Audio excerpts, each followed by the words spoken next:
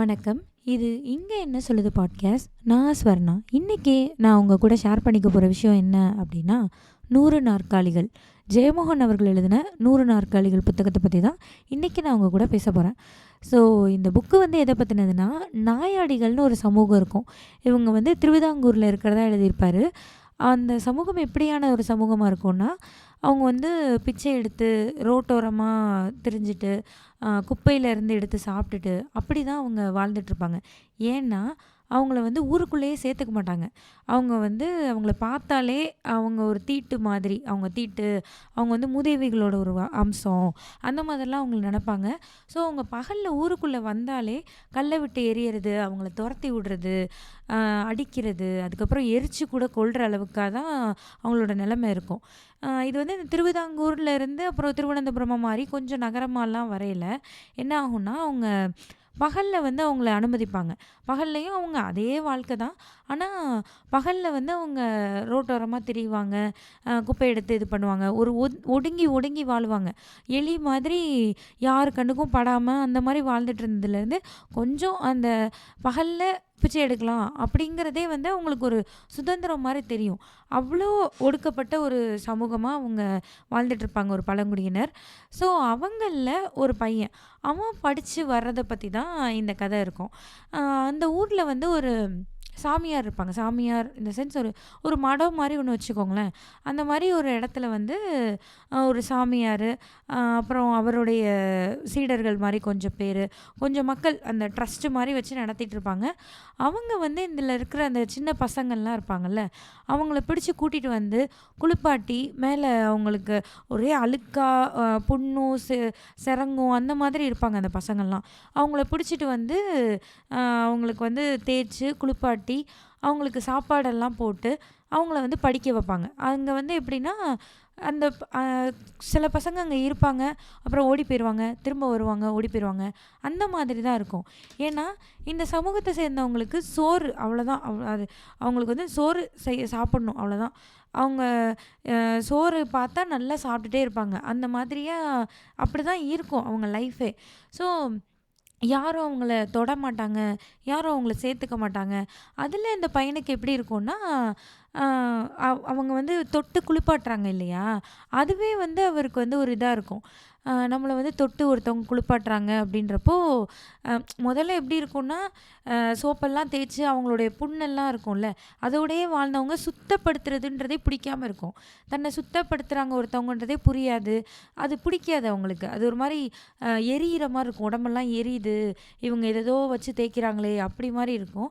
அப்புறம் எப்படி இருக்கும்னா, நம்மள ஒருத்தவங்க தொடுறாங்க, தொட்டு குளிப்பாட்டெல்லாம் செய்றாங்கன்றதே அந்த பையனுக்கு வந்து ஒரு சந்தோஷமான ஒரு விஷயமா இருக்கும். ஸோ, அந்த பையனும் அப்படிதான் வருவான், சாப்பிடுவான் அங்க. சோறு சோறுன்னு நல்லா சாப்பிடுன்ற மாரி ஏன்னா அவங்களுக்கு வந்து வயிறு முட்ட சாப்பிட்டோன்னே தான் அடுத்து அவங்க சொல்றதையே கேட்பாங்க. சாப்பிட்டதுக்கப்புறமா அவங்க வந்து ஏதாவது பாடல்களோ, சாமி பாடலோ, இல்ல அ ஏதோ ஒரு சொல்லிக் குடுக்குறதோ, அந்த மாதிரி பாடம் சொல்லிக் குடுக்குறதோ, ஏதோ ஒண்ணு அங்க நடக்கும். அதை இந்த பையன் வந்து படிப்பான். அத வந்து அப்படியே அவன் ரிப்பீட் பண்ணுவான். அந்த மாதிரி படிச்சுட்டு இருப்பான். இப்படி இருக்கையில அவங்க அம்மா வந்து அவங்களும் இந்த மாரி தான் ரோட்டோரத்தில திரிஞ்சு அப்படிதான் இருக்கும்.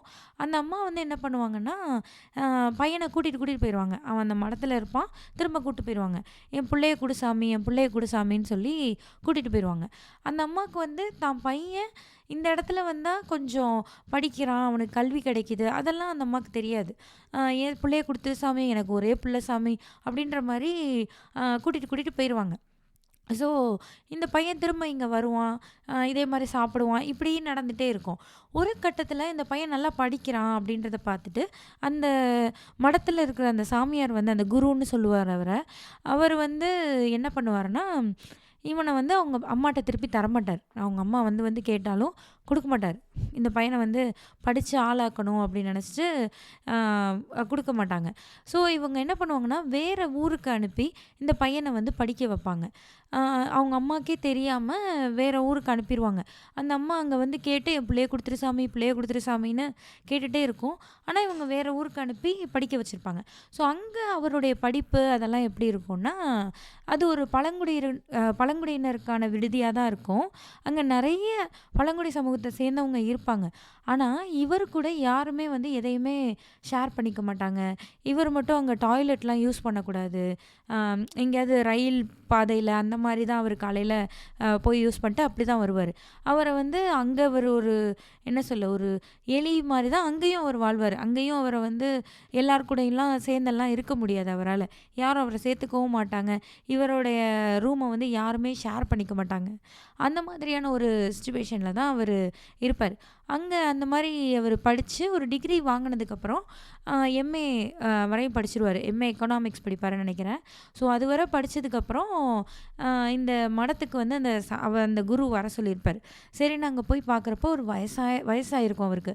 ரொம்ப வயசாகி உடம்பு சரியில்லாதவரா அந்த மாதிரி இருப்பார். அப்போது அவர் கேட்பார், நீ வந்து எப்போ ரிசல்ட் எல்லாம் வருது, நீ வந்து ஆங்கிலம் படிக்கணும், ஆங்கிலம் படித்தா தான் உண்டு, அடுத்து என்ன பண்ணுறதா இருக்க அப்படிலாம் கேட்டோன்னே இவர் ஒன்றும் சொல்ல மாட்டார். ஸோ நீ வந்து சிவில் சர்வீஸ் படி, படித்து எழுதுறது மட்டும் பத்தாது, நீ ரேங்க் வாங்கணும், அப்போ தான் உன்னாலெல்லாம் வர முடியும், நீ வந்து பல வருஷமாக யாருமே உன் சமூகத்தில் படித்து வரல, நீ வரணும் அப்படின்ற மாதிரிலாம் சொல்லுவார். நீ சிவில் சர்வீஸ் எழுது, அதுக்கான எக்ஸாம்ஸ் எழுது, அதில் ரேங்க் எடு, ஒரு ஆஃபீஸராக வரணும் அப்படின்றதெல்லாம் அவர் சொல்லுவார். எல்லாம் சொல்லிட்டு இவர் என்ன சொல்லுவார்னா, நீ போய் இந்த மாதிரி போய் படி, 4 வருஷத்துக்கு உனக்கு வந்து மடத்துலேருந்து காசு கொடுத்துருவாங்க உன் செலவுக்கெல்லாம் அப்படின்னு. இவர் 2 வருஷமே போதும் அப்படி சொல்லுவார்.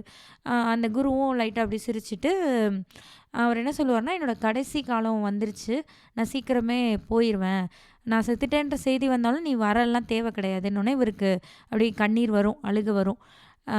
அப்போது அவர் என்ன சொல்லுவார்னா, அம்மாவை வந்து நீ விட்டுறாத, உங்கள் அம்மாவுக்கு வந்து நம்ம செஞ்சது பெரிய துரோகம், அவளுக்கு ஒன்றுமே தெரியாது, அவள் ஒன்றுமே தெரியாத ஒரு மிருகம் மாதிரி தான் உங்கள் அம்மா, அவளை வந்து நீ விட்டுறாத, அவளை கடைசி காலத்தில் நீ பார்த்துக்கணும் அப்படி சொல்லுவார். சொன்னோன்னே இவரும் என்ன செய்வார்னா, ஊருக்குள்ளே தேடுவார் அவங்க அம்மாவை. அன்றைக்கி ஒரு நாள் அவங்க அம்மாவை தேடுவார். அவங்க அம்மா கிடைக்க மாட்டாங்க. அப்புறம் அவர் போயிடுவார். போய் எக்ஸாம்லாம் எழுதி, சிவில் சர்வீஸ் எக்ஸாம்லாம் எழுதி ஐஏஎஸ் இன்டர்வியூக்கெல்லாம் அவர் போவார். போகிறப்போ அவர்கிட்ட வந்து அவருடைய சமூகத்தை பற்றின கேள்வி கேட்பாங்க. நீ என்ன சமூகத்தை சேர்ந்தவங்க, நீங்கள்லாம் முன்னேறி வந்துட்டீங்களா, எப்படியான சமூகம், அதெல்லாம் பற்றி கேட்பாங்க. இவர் சொல்லுவார், நீங்கள்லாம் முன்னேறி வந்துட்டிங்களா அப்படின்னா, இல்லை இன்னும் பிச்சை எடுத்துகிட்டு தான் இருக்கிறோம் அப்படின்ற மாதிரி. அந்த கொஷினே வந்து ஒரு மாதிரி என்ன சொல்ல, நீ வேற அப்படின்ற மாதிரி அவரை உணர்த்துற மாதிரியான, அதை சொல்லி காட்டுற மாதிரியாகவே அவருக்கு ஃபீல் ஆகிட்டே இருக்கும். அப்போ அவங்க ஒரு கொஷின் கேட்பாங்க, நீ ஒரு அதிகாரியாக இருக்க, உன் முன்னாடி 2 பேர் இருக்காங்க, ஒருத்தன் உன் சமூகத்தை சேர்ந்தவன், இன்னொருத்தன் வேற ஒரு சமூகத்தை வேற ஒருத்தன். ஸோ இதில் வந்து நியாயம் அந்த இன்னொருத்தன் பக்கத்தில் தான் இருக்குது, நீ என்ன தீர்ப்பு கொடுப்ப அந்த இடத்துல அப்படின்னு கேட்டோன்னே இவருக்கு வந்து ரொம்ப கோபம் வரும். அந்த கேள்வி வந்துட்டு இவர் என்ன சொல்லுவார்னா, நியாயம்னு நீங்கள் எதை சொல்லுவீங்க, வெறும் சட்டத்தை வச்சு தான் நீங்கள் நியாயன்றதை தீர்மானிப்பீங்களா, சமூக நீதி அந்த ஒரு சமத்துவம் அப்படின்ற அடிப்படையில் பார்த்தா, நீ நாயாடிய ஒருத்தனையும் இன்னொரு மானுட உயிர் யாரோ ஒருத்தனை நீ வச்சேன்னா, அந்த சமூக நீதி சமத்துவம்ன்றது இவனுக்கு கொடுக்கவே இல்லை நீ. அப்போது அங்கேயே அவனுக்கு வந்து ஒரு பெரிய அநீதியை நீ இழைச்சிட்ட. அப்போது அவன் என்ன செஞ்சுருந்தாலும் அவன் பக்கம் தப்பு இல்லை, நான் வந்து நாயாடிக்கு தான் அவன் தான் சரின்னு தான் நான் தீர்ப்பு கொடுப்பேன்னு இவர் சொல்லிடுவார். எல்லாரும் அப்படியே அமைதியாயிருவாங்க.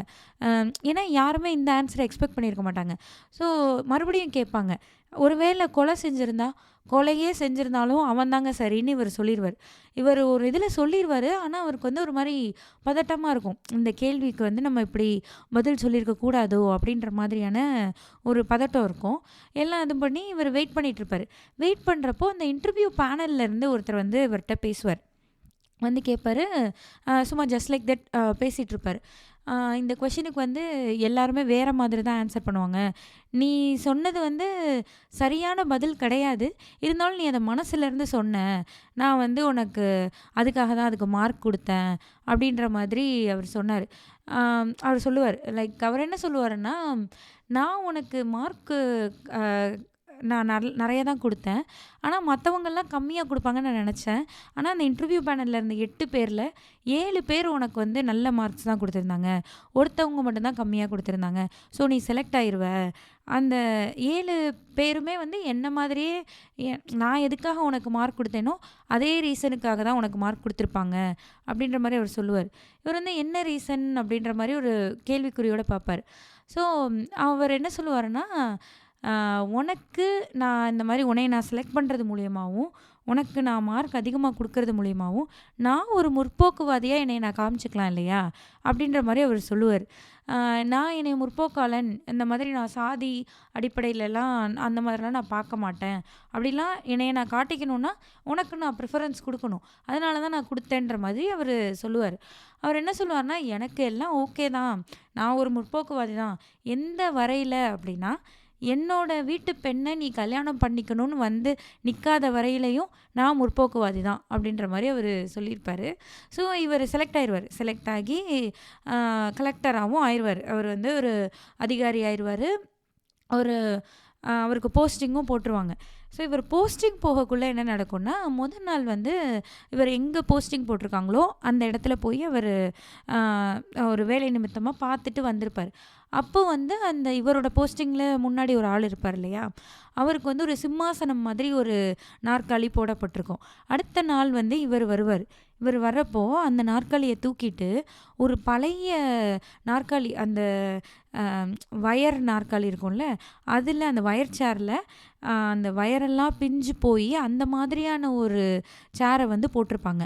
அதில் வந்து அவர் உட்காரணும், அப்படி தான் இருக்கும் அவருக்கு. அப்போயே அவருக்கு தெரிஞ்சிடும், ஓகே இவங்களுக்கெல்லாம் நான் யாருன்றது தெரிஞ்சிருச்சு, அதனால் இவங்க இந்த மாதிரி நம்மளை நடத்துகிறாங்கன்றது இவருக்கு புரிஞ்சிடும். யாருமே நம்மளை இங்கே மதிக்க போகிறதில்ல அப்படின்றது இவருக்கு புரிஞ்சிடும். இவர் போய் அங்கே உட்காருவார்.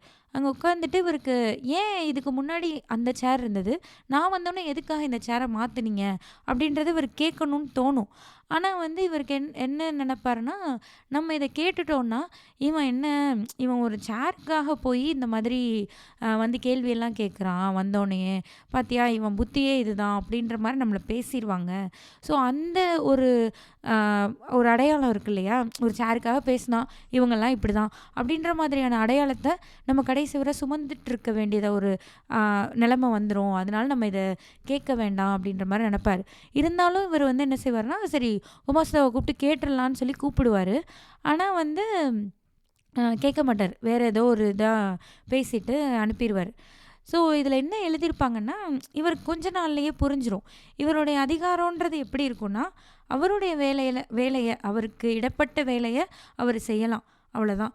மற்றபடி இவருக்கு கீழே இருக்கிறவங்களோ, உத்தியோகத்தில் இவருக்கு கீழே இருக்கவங்களோ அல்லது இவருக்கு மேலே இருக்கவங்களோ எங்கேயுமே இவருடைய வார்த்தைகள் வந்து செல்லுபடியே ஆகாது அப்படிங்கிறது இவருக்கு புரிஞ்சிடும். நீ உனக்கு கொடுத்த வேலையை செய், அவ்வளோதான், மற்றபடியெல்லாம் நீ உன்னால் ஒன்றும் பண்ண முடியாதீங்க அப்படின்றத இவருக்கு வந்து உணர்த்திகிட்டே இருப்பாங்க. இப்படி ஒரு சூழ்நிலையில் தான் இவர் இருப்பார். ஸோ இவர் வந்து மதுரைக்கு மாற்றலாகி போவார். முதல்ல சென்னையில் வேலை பார்ப்பார், அப்புறம் மதுரைக்கு மாற்றலாகி போவார். அங்கே போனோன்னே அவருடைய அம்மாவை தேடி கண்டுபிடிக்க சொல்லுவார். போலீஸ் வந்து தேடி கண்டுபிடிச்சிருவாங்க.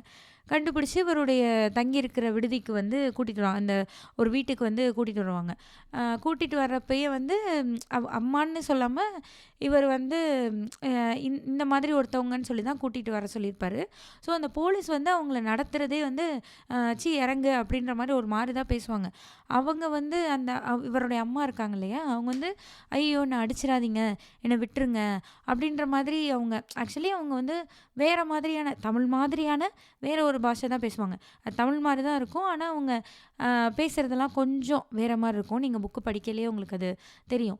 ஸோ அதில் வந்து அவங்க தம்ரா அடிச்சிடாத, அந்த மாதிரி தம்ரா சோறு அப்படி தான் பேசுவாங்க. அப்படி அவங்க இருப்பாங்க. ஸோ அவர் வந்து போலீஸை போக சொல்லிட்டு, நான் தான் உன் மகன் காப்பேன் அப்படின்னு சொல்லி, உன் மக்க காப்பண்ணா அப்படின்னு சொல்லிட்டு சொல்லுவார் இவர். அவங்களுக்கு வந்து அது புரியவே செய்யாது. அவங்க வந்து பயந்து போய் ஒரு மாதிரி இதுவாக இருப்பாங்க. அப்போ இவர் வந்து ஒரு நிமிஷம் அவங்களா இருந்து யோசிச்சு பார்ப்பார், நாம் அப்படி தானே இருந்தோம், அப்படி இருக்கையில் நமக்கு என்ன சொன்னால் புரியும் அப்படின்னு யோசிச்சு பார்ப்பாரு. அப்போ அவங்க வீட்டு வேலைக்காரவங்களை கூப்பிட்டு இலை போட்டு சோறு போடு அப்படின்னு சொன்னோன்னே, இலை போட்டு சோறு போட்டோன்னே அந்த அம்மா வந்து வேகமா சாப்பிடுவாங்க. அள்ளி அள்ளி சாப்பிடும்.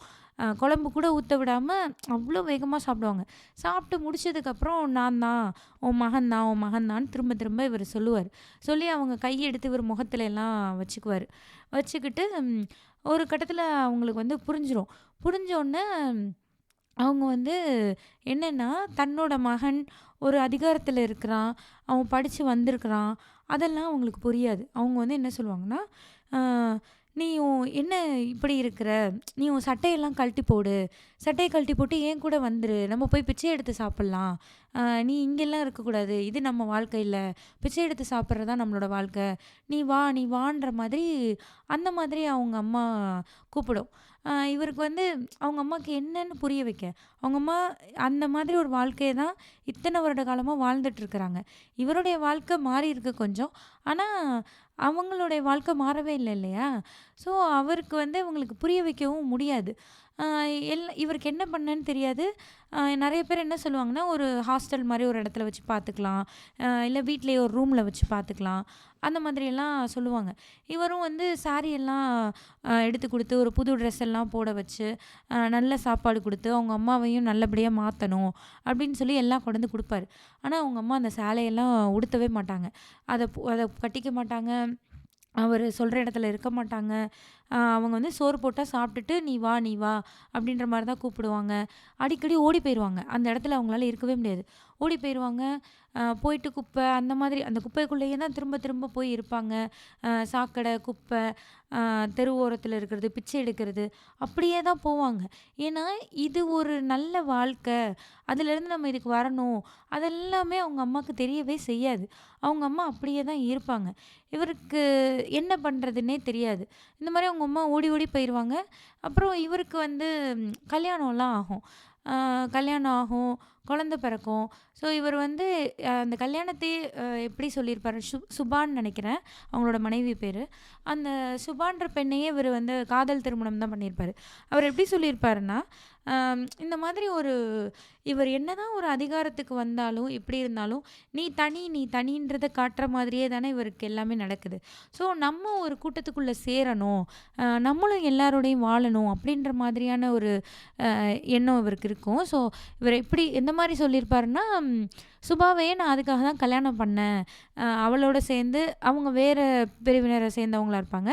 ஸோ அவங்கள கல்யாணம் பண்ணிக்கிட்டோம் அப்படின்னா, அந்த உயர் சாதின்னு சொல்லப்படுற சாதி அவங்க. ஸோ அவங்கள கல்யாணம் பண்ணிக்கிட்டோம்னா, நம்மளையும் எல்லா கூட்டத்திலயும் சேர்த்துப்பாங்க. ஒரு பர்த்டே பார்ட்டியோ, இல்ல எல்லா கெட் டுகெதரோ எல்லாத்துலயும் நம்மளும் மதிக்கப்படுவோம். அப்படின்ற மாதிரியான ஒரு எண்ணத்தால தான் கல்யாணம் பண்ணிக்கிட்டேன்ற மாதிரி லைட்டா அந்த மாரி சொல்லியிருப்பாங்க. ஆனா அந்த பொண்ணுமே இவர கல்யாணம் பண்ணிக்கிறது மூலியமா அவங்களுக்கு வந்து அந்த கோட்டா, ரிசர்வேஷன் அது மூலியமா ஒரு வேலைகள்லாம் ஈஸியா கிடைக்கும். அவங்களும் கவர்மெண்ட் ஜாப்ல வருவாங்க. அதனால தான் கல்யாணம் பண்ணிட்டாங்களோ! அப்படின்ற மாதிரியா லைட்டா சொல்லியிருப்பாங்க. லைக் இது என்ன சொல்ல, இது இப்படியும் இருக்கலாம் அப்படின்ற மாரி எழுதியிருப்பாங்க. ஸோ அவங்கள கல்யாணம் பண்ணியிருப்பாரு. இவங்களுக்கு குழந்தை பிறக்கும். அவங்க அம்மா என்ன பண்ணுவாங்கன்னா, இவர் ஒரு நாளு இதில இருக்கிறப்போ டியூட்டில இருக்கிறப்போ, அவங்க அவங்க சமூகத்த சேர்ந்த இன்னும் 2 பேர கூட்டிட்டு இவங்கள பார்க்க வருவாங்க. அங்க வந்து நெறைய பேர் இருப்பாங்க. நெறைய பேரு மனு குடுத்துட்டு, எப்படியாவது இத சரி பண்ணி குடுங்க, அத சரி பண்ணி குடுங்க, அந்த மாரி பேசுறதுக்கு நெறைய பேர் வந்திருப்பாங்க. இவரால ஒண்ணும் பண்ண இவருக்கு என்ன தோணும்னா, என்னால உங்களுக்கெல்லாம் ஒண்ணுமே பண்ண முடியாது. நான் இந்த மனுவ வாங்கி வைக்கிறது மட்டும் தான் என்னால முடியும். அப்படின்றது இவருக்கு நெறைய நேரம் சொல்லணும்னு தோணும். சொல்லியும் என்ன ஆக போகுது அப்படின்ற மாரி இருக்கும். இவங்களுக்கு ஒரு நம்பிக்கைய குடுத்துட்டு இவங்கள கஷ்டப்படுத்துறோமேன்னு இருக்கும். இந்த மாரி இவருக்கு நெறைய எண்ணங்கள் இவருக்கு ஓடிக்கிட்டே இருக்கும். ஸோ இந்த மாதிரியான ஒரு சூழ்நிலையில அவங்க அம்மா 2 பேர கூட்டிட்டு வந்து, "இது என்னோட பையன். என் பையன், என் பையன்" அப்படின்னோனே அவங்க என்ன கேட்பாங்க கூட வந்தவங்கன்னா, "இங்க உனக்கு சோறு தருவாங்களா? நீ சோறு சாப்பிட்டா அடிப்பாங்களா? நீ உனக்கு எவ்வளோ சோறு வேணாலும் குடுப்பாங்களா?" அந்த மாதிரி அதே தான் அவங்க பேசிட்டு இருப்பாங்க. ஸோ இவர் வந்து அவங்க அம்மாவ கூட்டு போய் அவங்க அம்மா உள்ள வந்தோனேயுமே போலீஸ்லாம் அடிச்சு விரட்ட பார்ப்பாங்க. இவர் வந்து "இல்ல உள்ள விடுங்க" அப்படின்ற மாரி கூட்டிட்டு வந்து, அவங்க அம்மாவ கூட்டு போய் "இரும்மா நான் வரேன்" அப்படின்ற மாரி ஒரு இடத்துல விட்டுட்டு வந்திருப்பாரு. வந்தோனேயுமே இவர பார்க்க வந்திருப்பாங்க இல்லையா? அவங்க முகம்லாம் மாறிடும்.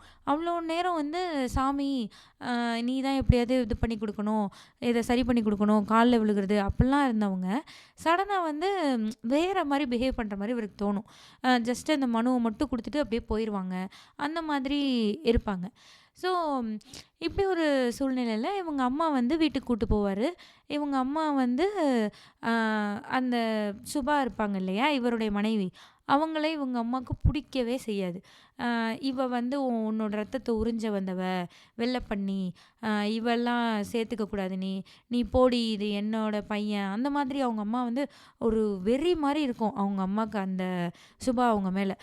அதே மாதிரி அவங்க வீட்டுக்குள்ளேயே என்ன சொல்ல, பாத்ரூம் போய் வைக்கிறது, எல்லாம் அவங்க சிறுநீர் மலம் கழிக்கிறதெல்லாம் வீட்டுக்குள்ளேயே பண்ணுறது, குப்பையை எடுத்துகிட்டு வந்து வீட்டில் போடுறது, குப்பையில் திரியிறது, கண்டபடி ஒரு மாதிரி அசுத்தமாக இருக்கிறது. அவங்க அப்படி தான் இருந்திருப்பாங்க. அதே மாதிரி அந்த வீட்டுக்குள்ளேயே இருப்பாங்க. அவங்க வேணும்னேலாம் செய்ய மாட்டாங்க. பட் அவங்க அப்படியான வாழ்க்கை தான் வாழுவாங்க. அவங்க அப்படி தான் இருப்பாங்க. ஸோ இவருக்கு அதை எப்படி ஹேண்டில் பண்ணனே தெரியாது.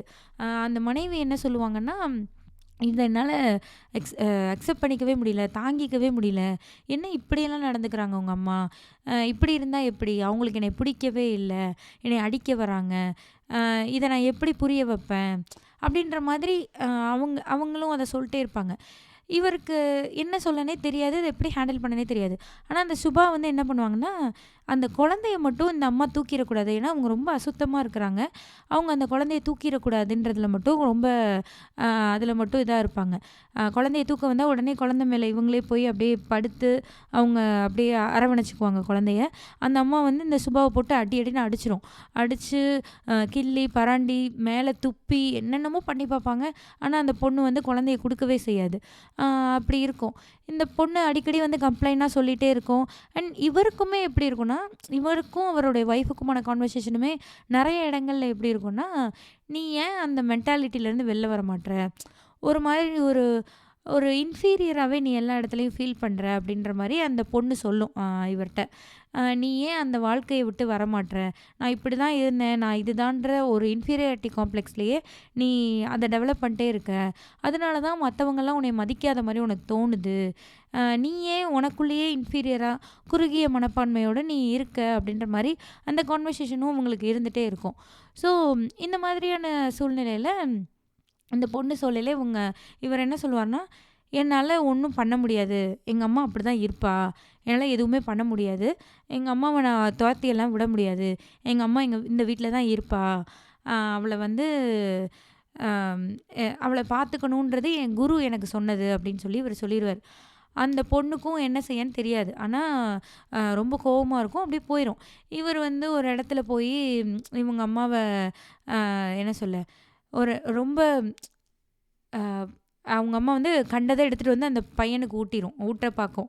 அழுகுனது அந்த மாதிரி குப்பையிலேருந்து எடுத்துகிட்டு வந்து அந்த குழந்தை இருக்கும் இல்லையா, இவரோட குழந்தை, அந்த குழந்தைக்கு ஊட்டி விட பார்க்கும். ஸோ இவரே ஒரு கட்டத்தில் ரொம்ப ஹார்ஷாக ஹேண்டில் பண்ணி அவங்க அம்மாவை பிடிச்சி இழுத்துட்டு போய் 2-3 தடவை வெளில எல்லாம் விட்டுருப்பார். குழந்தைகிட்ட வராதன்ற மாதிரி. ஸோ இன்னொரு தடவை என்ன பண்ணியிருப்பாருனா, பிடிச்சி இழுத்துட்டு போய் ஒரு இடத்துல விட்டுருவார்.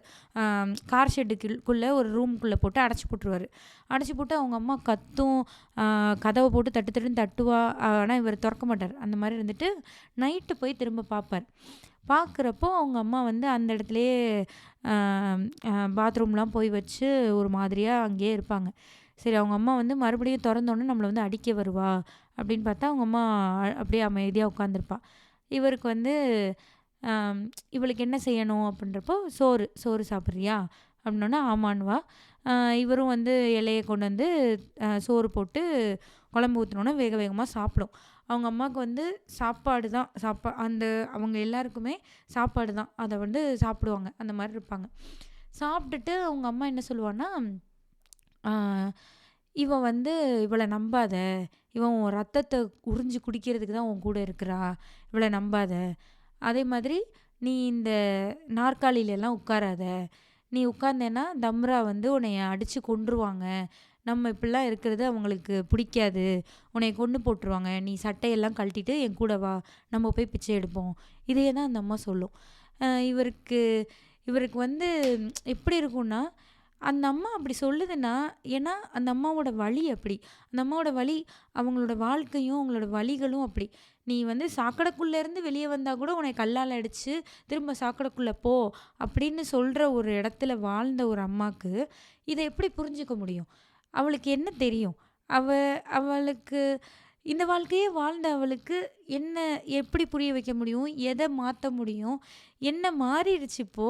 அப்படின்ற மாரி இவருக்கு ரொம்ப கஷ்டமா இருக்கும். அவங்க அம்மாவ கட்டிப்பிடிச்சு அழுகணும் போல இருக்கும். அந்த மாதிரியான ஒரு இதுவா இருக்கும். ஸோ இவருக்கு வந்து இவங்க அம்மாவ விரட்டி விடுறதுக்கும் மனசு வராது. மனைவிக்கும், அம்மாவுக்கும் ஆகலன்றது தெரியும். அவங்க அம்மா தான் பிரச்சனை பண்றான்றது தெரியும். அவங்க அம்மா குழந்தைக்கு கண்டத ஊட்டுறான்னு தெரியும். எல்லாமே தெரியும். ஆனா, அவங்க அம்மாவ தான் விரட்டி விட்டுறக்கூடாது. முன்னாடி அவங்க அம்மா ஓடி ஓடி போயிருவாங்க இல்லையா?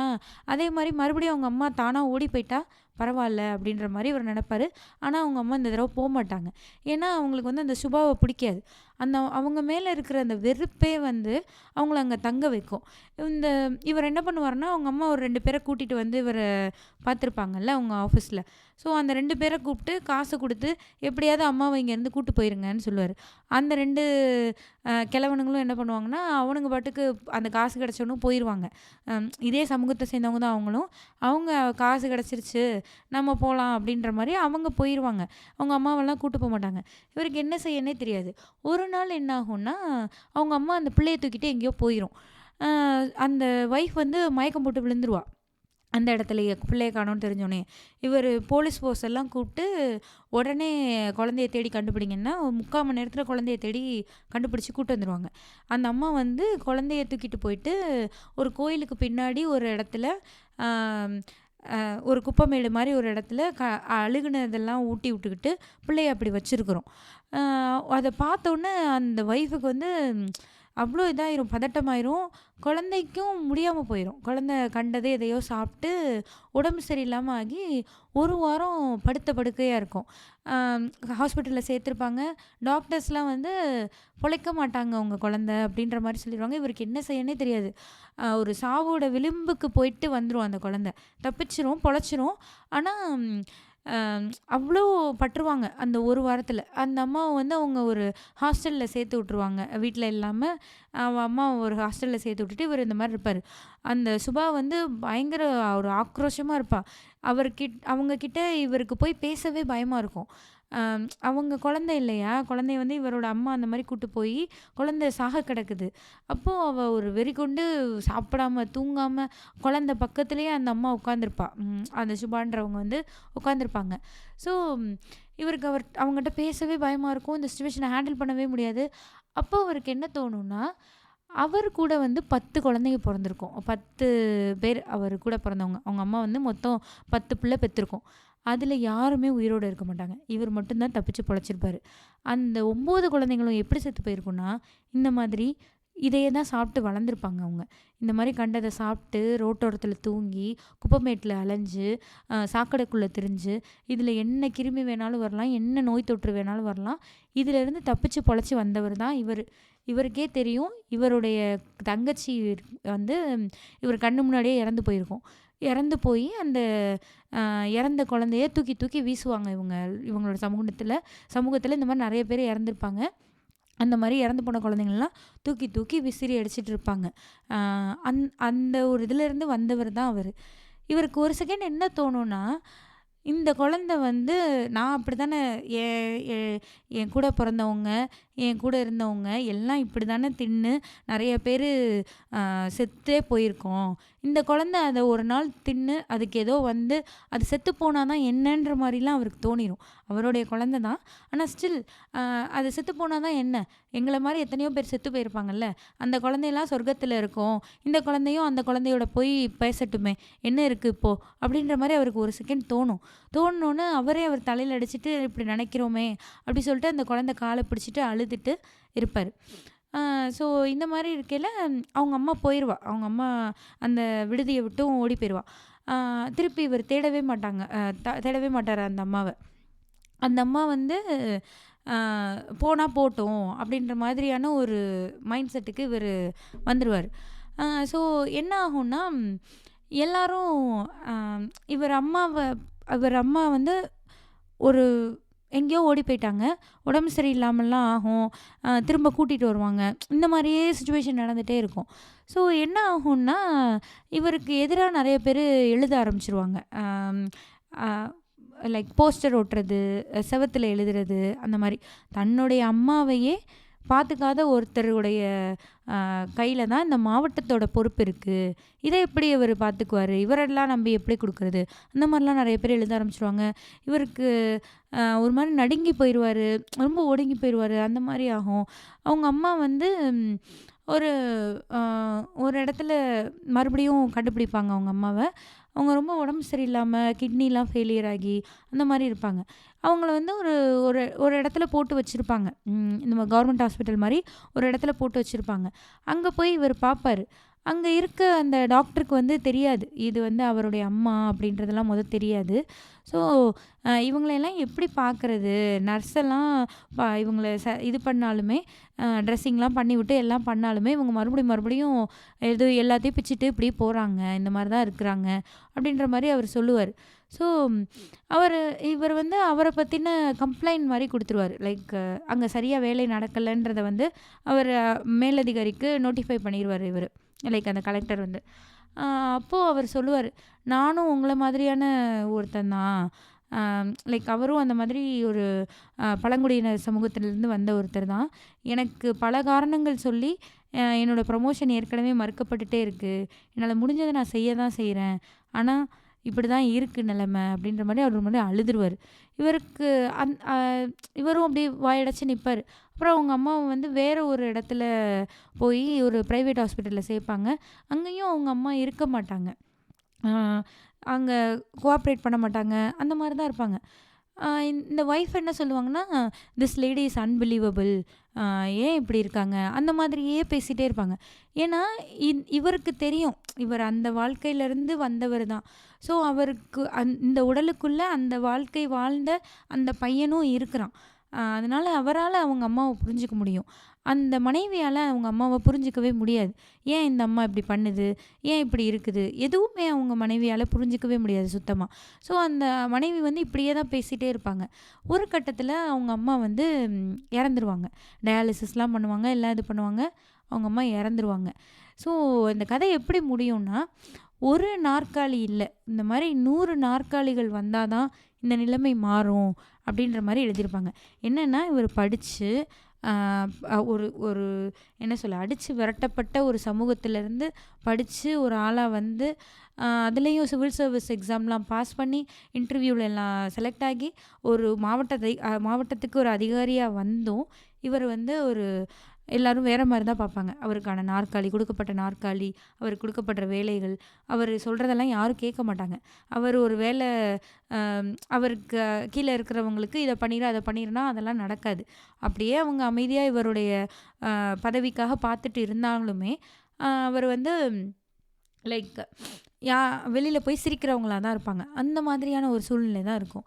அது மெயினாக என்ன எழுதியிருப்பாங்கன்னா, அதிகாரம்ன்ற ஒரு விஷயம், அது ஒரு தனிப்பட்ட நபர் வந்து ஒரு பதவிக்கு வரையில் தனக்கு ஒரு அதிகாரம்ன்ற ஒரு ருசி கண்டோன்னே அவங்க வந்து ஒரு அதிகார வர்க்கம், அந்த அதிகார கூட்டம் இருக்கும் இல்லையா, அந்த கூட்டத்துக்குள்ளே தான் சேரணும்னு பார்ப்பாங்க. ஸோ அது மேலும் மேலும் அதிகாரம் கிடைக்கிறதுக்காக, அந்த கூட்டத்துக்குள்ளே சேர்றதுக்காக, தான் எதுக்காக இந்த பதவிக்கு வந்தோம், தான் எப்படி வந்தோம் எல்லாத்தையுமே மறந்துட்டு, அந்த பர்பஸையே விட்டுட்டு ஒரு அதிகார வர்க்கத்தை சேர்ந்த ஒருத்தவங்களாம் மாறிடுறாங்க அப்படின்னு எழுதியிருப்பாங்க. அதில் அந்த அதிகார கூட்டம் இருக்கும் இல்லையா, அந்த அந்த ஒரு கூட்டத்துக்குள்ளேயோ அந்த வர்க்கத்துக்குள்ளேயோ இவரால் என்றைக்குமே சேர முடியாது அப்படிங்கிறது இவருக்கு தெரியும் அப்படின்றதையும் எழுதியிருப்பாங்க. அண்ட் ஒன் மோர் திங் என்னென்னா, இந்த மாதிரியான ஒருத்தர் படித்து வந்து அதிகாரத்துக்கு வந்துட்டால் எதுவுமே மாறாது, இன்னும் 100 பேர் வரணும் அப்படின்ற மாதிரி முடிச்சிருப்பாங்க. அதுதான் இந்த 100 நாற்காலிகள் கதை. ஸோ இந்த கதை படிக்கையில் எனக்கு எப்படி இருந்ததுன்னா, நான் இந்த கதையை படித்து கொஞ்ச நாட்கள், மேபி 1 or 2 monthsக்குள்ளே தான் ஒரு ஆணவ கொலை நடந்தது. கொஞ்சம் அந்த பையன் வந்து படித்து 1,00,000 ரூபாயோ 2,00,000 ரூபாயோ சம்பாதிக்கிறான் அப்படின்ற மாதிரிலாம் நியூஸ் வந்தது. ஆனால் இன்னொரு பெண்ணை காதலிச்சுட்டான்றதுக்காக அவனுடைய அந்த பெண்ணோட அண்ணனும் யாரோ வந்து கொலை பண்ணிட்டாங்கன்ற மாரி ஒரு நியூஸ் வந்தது. நம்ம சொல்றோம் இல்லையா, எல்லாமே மாறிருச்சு. இப்படிலாம் எங்க நடக்குது? இந்த மாதிரியெல்லாம் யார் இருக்கிறாங்க? அப்பலாம் நம்ம சொல்றோம் இல்லையா? அப்படி அந்த மாரியான காலகட்டத்தில நான் இந்த இந்த புக்க படிக்கையில கூட, ஒருவேளை இதிலருந்து கொஞ்சம் மாறி இருக்குதா? இப்படிலாம் இப்ப இருக்காது தான். அப்படி நம்ம மைண்ட நம்ம ஏன்னா இந்த புக்கு படிக்கையில அவ்ளோ ஒரு ஹார்ஷ் ஹிட்டிங் ட்ரூத்தா இருக்கும். ச்சே! எப்படி இருக்காங்க? எப்படிலாம் நடந்திருக்கு? எப்படின்னு நம்ம ஏன்னா இதெல்லாம் உண்மை கதை. இது உண்மையிலேருந்து தழுவப்பட்ட கதை தான். ஜெயமோகனுடைய அறம் புத்தகத்தில எல்லா கதைகளுமே ஒரு உண்மையா நடந்த சம்பவத்திலேருந்து கொஞ்சம் புனைவு சேர்த்து இவர் எழுதின கதைகளா தான் இருக்கும். ஸோ இதெல்லாம் நடந்திருக்குன்றதே நமக்கு ரொம்ப கஷ்டமா இருக்கும் இல்லையா? அப்போ ஓகே. இப்போ இதெல்லாம் மாறிருச்சு அப்படின்னு ஒரு மனச கொஞ்சம் நம்மளே நம்ம சமாதானப்படுத்திப்போம்ல. அந்த மாரி சமாதானப்படுத்திக்கிட்டு இருக்க காலகட்டத்தில தான் இந்த நியூஸ் வந்தது. ஒரு பையன் படிச்சு வந்து, அ வேலைக்கும் வந்து ஒரு நல்ல சம்பாதிக்கிற ஒரு பையனாவும் இருந்தாலும், நீ இன்னொரு பெண்ண நீ அதாவது இன்னொரு சமூகத்த சேர்ந்த பொண்ண நீ காதலிக்கிறன்னா, உன்னைய கொலையே பண்ணுவேன்னு இருந்ததுன்னா, அப்போ எதுவுமே மாறல தான் இல்லையா?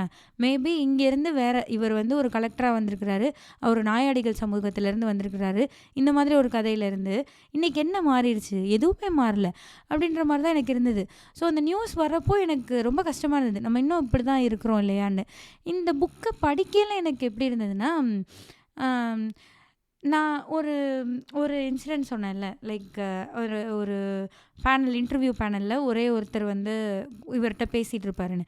அவருக்கான கான்வர்சேஷன் எப்படி இருக்கும்னா, அ எனக்கு வந்து என்ன நான் கொஸ்டின் பண்ணிக்கிற மாரி இருந்தது.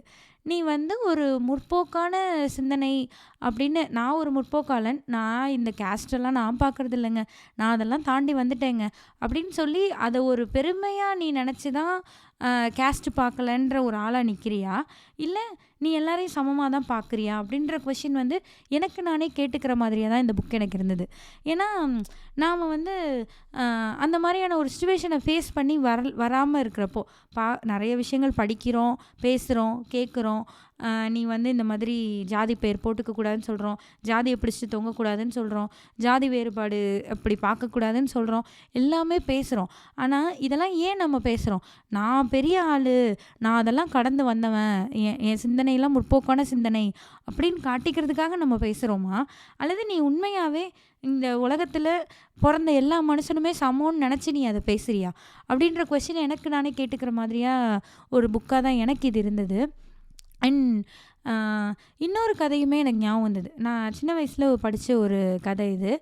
அ இதே மாதிரி தான் ஒருத்தவங்க வந்து ஒரு பிற்படுத்த சமூகத்த சேர்ந்தவங்க வந்து படிச்சு ஒரு கவர்மெண்ட் ஜாபுக்கு வந்துருவாங்க. எல்லாமே நார்மலாகும். அவங்க லைஃபே மாறுன மாரி இருக்கும். எல்லாமே சரியாகும். எல்லாம் சரிசமமா நடத்தப்படுறதா அவங்க நெனைப்பாங்க. ஆனா என்னன்னா, கொஞ்ச நாள்ல அவங்களுக்கு தெரியும். இவங்களுடைய ஃபுட்ட மட்டும் தான் யாருமே ஷேர் பண்ணிக்க மாட்டாங்க. லஞ்ச் டைம்ல எல்லாரும் ஒண்ணா தான் உட்காந்து சாப்பிடுவாங்க. இவங்களுக்கு முதல்ல அது வித்தியாசமா தெரியாது. கொஞ்ச நாள்ல அவங்களுக்கு தெரிய ஆரம்பிக்கும்.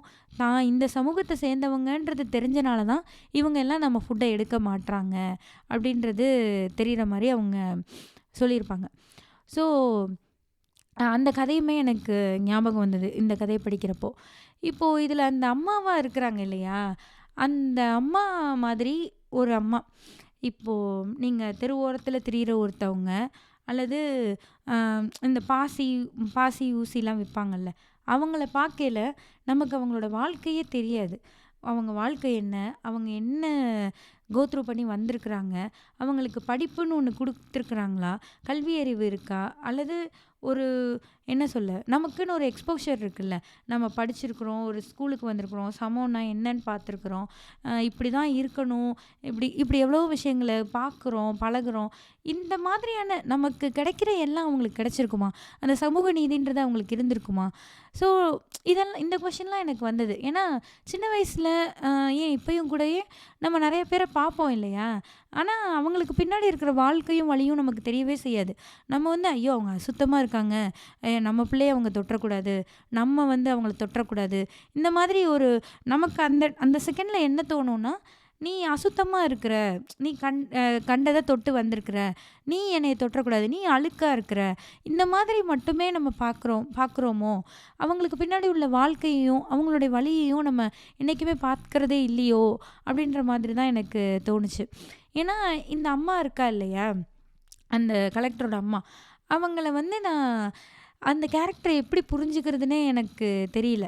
அ அந் அவங்க அந்த கலெக்டராலேயே அவங்கள வந்து ஹேண்டிலே பண்ண முடியாது. அவங்களுக்கு வந்து எதை மாற்ற முடியும்? அவங்களுக்கு என்ன சொல்லி புரிய வைக்க முடியும்? கடைசியா அந்த அம்மா ஒண்ணு சொல்லும். இவங்க வந்து உன் ரத்தத்த உறிஞ்சுறாங்க, உன்னைய அடிப்பாங்க, நீ அந்த நாற்காலியில இருக்கிறது அவங்களுக்கு புடிக்காது. அதுதான் உண்மை. அந்த அம்மா வந்து உன்னைய கல்லால் அடிச்சு விரட்டி விட்டுருவாங்கன்ற சென்ஸ்ல அந்த அம்மா சொல்லுவாங்க. ஆனா, கல்லால் அடிச்சு விரட்டல. இருந்தாலுமே நீ வேற, நீ வேறன்னு அவருக்கு காட்டிட்டே இருக்கிறாங்க இல்லையா? எதுவுமே மாறாமலே இருக்கு இல்லையா? ஸோ இந்த அம்மா அந்த அம்மா அப்படி இருக்கிறதுக்கான காரணம் யாரு? அந்த அம்மா கிடையாது. அவங்க ஒய்ஃப் வந்து this lady is unbelievable. Why she is behaving like this அந்த மாரியே கேட்டுட்டே இருக்கும். ஸோ அந்த அம்மா அப்படி இருக்கிறதுக்கு காரணம் அந்த அம்மா மட்டுமே கிடையாது. இந்த சமூகம். இந்த சமூகம் வந்து அவங்கள எப்படி நடத்துச்சு? ஒரு இந்த சொசைட்டி வந்து ஒரு ஒரு குறிப்பிட்ட பிரிவினர்கள் மேல எப்படியான வன்முறையெல்லாம் செலுத்துது? அவங்கள எப்படி அடிச்சு தொரத்திருக்கு? இதெல்லாம் படிக்கிறப்போ ரொம்ப கஷ்டமா இருந்தது. இந்த புக் உண்மையிலே எனக்கு படிக்கையில ரொம்ப கஷ்டமா இருந்தது. நான் ஃபர்ஸ்ட் டைம் படிக்கையிலயும் சரி, திரும்ப இத கோ த்ரூ பண்ணயிலயும் சரி, ரொம்பவே கஷ்டமா இருந்தது. ஜெயமோகனுடைய இன்னொரு புத்தகத்தில எழுதியிருப்பாரு. வணங்கான்னு நெனைக்கிறேன். அவர் என்ன சொல்லியிருப்பாருன்னா, "நீ வந்து என்னைக்குமே நமக்கு வந்து நம்ம பெரிய ஆளுன்னு காட்டிக்கணுன்ற ஒரு நெனப்பு இருக்குமாம். நான் பெரியவன் அப்படின்னு காட்டிக்கிறதுக்கு ஏதோ ஒரு அடையாளத்த நம்ம புடிச்சுக்கிறோம். அதில ஒன் ஆஃப் த அடையாளம் தான் ஜாதி." நான் வந்து நெறைய பேர் என்ன சொல்லுவாங்கன்னா, நான் என் ஜாதி பேர பின்னாடி போட்டுக்கிறேன். நான் வந்துட்டு அந்த என்னுடைய ஜாதி, என்னுடைய ஜாதி தலைவர். அத நான் மதிக்கிறேன். என்னுடைய இத நான் அத பார்க்குறேன். நான் ஒண்ணும் வேற யாரையும்லாம் ஒண்ணும் சொல்லலையே! அப்படிலாம் நம்ம சொல்றோம்ல. ஸோ அது என்னன்னா, நீ இதுதான் என் ஜாதி, இது என்னோட அடையாளம், நான் பெருசு அப்படின்னு என்னுடைய பெருமை அப்படின்னு நீ ஒரு இடத்துல வந்து நின்னுட்டேனாலே, நீ பெரியவன்னு ஒரு இடத்துல காட்டிக்கிறதுக்காக இன்னொருத்தரை நீ சின்னவனாக்குனா தான் உன்னை நீ பெரியவனாவே காட்ட முடியும். இத வந்து அவர் எப்படி எழுதியிருப்பாருன்னா, இந்த உலகத்துல எல்லாமே அப்படிதான். ஆண், பெண், நான் ஆண், நீ பெண், நீ என்னையோட கம்மி. அது வந்து ஆண் பெரியவன்னு காட்டிக்கணும்னா, அப்ப பெண்ண நீ வந்து அடிமைப்படுத்தணும். நீ அடிமைப்படுத்தினா தான் நான் பெரியவன் ஆக முடியும். நீ உன்னை விட இன்னொன்னு பெருசுன்னு நீ எப்படி காட்டுவ? இன்னொன்ன வந்து நீ போட்டு நசுக்கி, நீ சின்னதுன்னு உன்னை காட்டினா தான் நான் பெருசாக முடியும். அந்த மாதிரியான ஒரு விஷயம் தான். என்னதான் நான் என் ஜாதி பேரை போட்டுக்குவேன், நான் என்னோட இத நான் பின்பற்றுறேன். மத்த யாரையும் நான் ஒண்ணும் சொல்லலையே! அப்படிலாம் நீங்க சொல்லவே முடியாது. நீ அத பின்பற்றுறேன், அது பெருமைன்னு என்னைக்கு நினைக்க ஆரம்பிக்கிறியோ, அப்ப நீ இன்னொன்னு சின்னதா நினைக்கிறனால தானே உனக்கு நீ இன்னொரு பிரிவினர கம்மின்னு நினைக்க போய் தான், உன்னுடைய பிரிவு வந்து உனக்கு உயர்த்தியா தெரியுது. ஸோ இத வந்து அவர் இன்னொரு இதில எழுதியிருப்பாரு. இது வந்து பழங்குடியினர் பத்தி எழுதியிருக்காரு இல்லையா? 100 நாற்காலிகள். இதே மாதிரி வணங்கான்னு நினைக்கிறேன். அந்த புத்தகத்தில வந்து அவரு அ அ அ இதுக்கு அடுத்தடுத்த சமூகம் இருக்கும்ல. முதலியார், தேவர் இந்த மாரி எக்ஸெட்ரா, எக்ஸெட்ரா எவ்வளவோ இருக்குல்ல. இவங்கெல்லாம் வந்து எப்படி இருக்காங்க? அப்படின்றத பத்தி ஒரு கதை எழுதியிருப்பாரு. அங்கேயும் அதே தான். அ நீ ஒரு தோட்ட வேலை செய்றவன் ஒரு சமூகத்தினரா இருப்பான். அ அதுக்கு அதுக்கு தாண்டி பண்ணையார் வேலை லைக் கணக்கு புள்ள வேலை செய்றவன், அவன் ஒரு சமூகத்த சேர்ந்தவனா இருப்பான். அவன் வந்து பண்ணையார் வேலை செய்றவன், பண்ணையாருக்கு வந்து அடிமை மாரி இருப்பான். இந்த பண்ணையார் வந்து வெள்ளைக்காரனுக்கு அடிமையா இருப்பான். இந்த மாரி ஒரு ஒரு கேட்டகரி போயிட்டே இருக்கும். நீ எனக்கு அடிமை, நீ எனக்கு அடிமை. நான் வந்து உன்ன விட இப்போ இந்த பழங்குடியினரை விட நான் பெரியவன் அப்படின்னு ஒருத்தன் நினைக்கிறான்னா, அவன இன்னொருத்தன் போட்டு நசுக்கிட்டு தான் இருப்பான். So this is how it happens. இதுதான் அப்படின்ற மாரி அவரு எழுதியிருப்பாரு அந்த கதையில. வணங்கான் அந்த கதை. அதுவுமே இங்க என்ன சொல்லுது பாட்காஸ்ட்ல இருக்கு. நான் கொஞ்ச நாளைக்கு முன்னாடியே அந்த புக்கையுமே படிச்சு போட்டிருந்தேன். ஸோ அதையுமே நீங்க போய் ரீட் பண்ணி பாருங்க. நான் வந்து இந்த அறம் புக்க வந்து எல்லாருக்குமே நான் சஜெஸ்ட் பண்ணுவேன். இது ஒரு ஈஸியான ரீட் தான் என்னைய கேட்டா. நீங்க வந்து ஒவ்வொரு கதையுமே அவ்ளோ நல்லாயிருக்கும். ஒரு கதை வந்து அறம் அதோட பேரு. அதுவுமே நான் அந்த கதையுமே நான் படிச்சு போட்டிருந்தேன். அப்புறம் வணங்கான், 100 நாற்காலிகள், யானை டாக்டர், அதுக்கப்புறம் இன்னும் சில கதைகள்லாம் கூட இருக்கும். எல்லாமே ரொம்ப நல்லாயிருக்கும். முக்கியமா சோற்றுக்கணக்கு. அது வந்து நான் வாழ்க்கையிலே மறக்க முடியாத ஒரு கதை அது. எனக்கு அவ்ளோ பிடிக்கும் அந்த சோற்றுக்கணக்கு. ஸோ இந்த கதைகள்லாம் ரொம்ப நல்லாயிருக்கும். இத நான் சொல்லி நீங்க கேட்கறத விட, நீங்க படிச்சீங்கன்னா, அது இன்னொரு எக்ஸ்பீரியன்ஸா இருக்கும்னு நான் நெனைக்கிறேன். ஏன்னா, எனக்கு ம் நான் படிக்கிறப்போ எனக்கு நெறைய விஷயங்கள் தோணுச்சு. நாம வந்து நான் ஜாதியெல்லாம் பார்க்கறதில்லன்னு தான் நம்ம எல்லாருமே நம்மள அப்படிதான் நெனச்சுட்டு இருப்போம். அது உண்மையா? நான் பார்க்கறது இல்ல தானா? நான் ஜாதிய விடுங்க. நான் மனுஷன் எல்லாத்தையும் சமமா தான் நடத்துறேனா? அப்படின்ற கொஸ்டின் எனக்கு வந்தது. ஏன்னா, ஒரு பொதுப்படையான கருத்து இருக்கும்ல.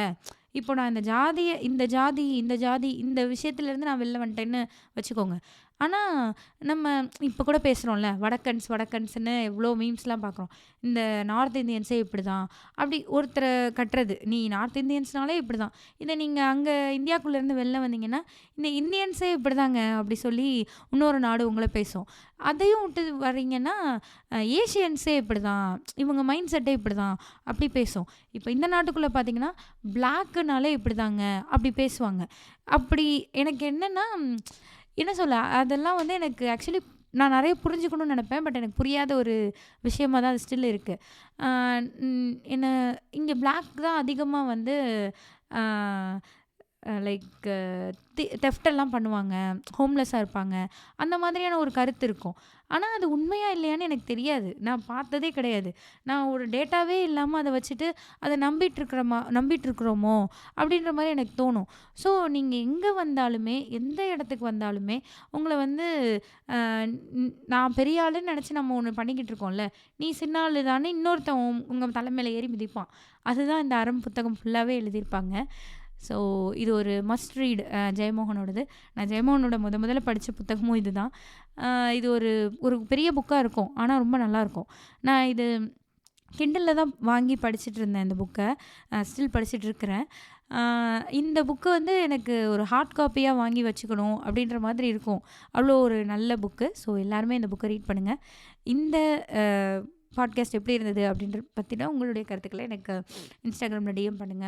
அப்புறம் இங்க என்ன சொல்லுது பாட்காஸ்ட் ஃபாலோ பண்ணுங்க. இந்த எபிசோட் உங்களுக்கு பிடிச்சிருந்ததுன்னா, உங்க ஃப்ரெண்ட்ஸ்க்கும் இத ஷேர் பண்ணுங்க. அப்புறம் நீங்க வேற என்ன புக்ஸ்லாம் படிச்சிருக்கிறீங்க? இந்த மாரி என்ன புக்லாம் படிச்சு இங்க என்ன சொல்லுது பாட்காஸ்ட்ல ரிவ்யூ பண்ணலாம்?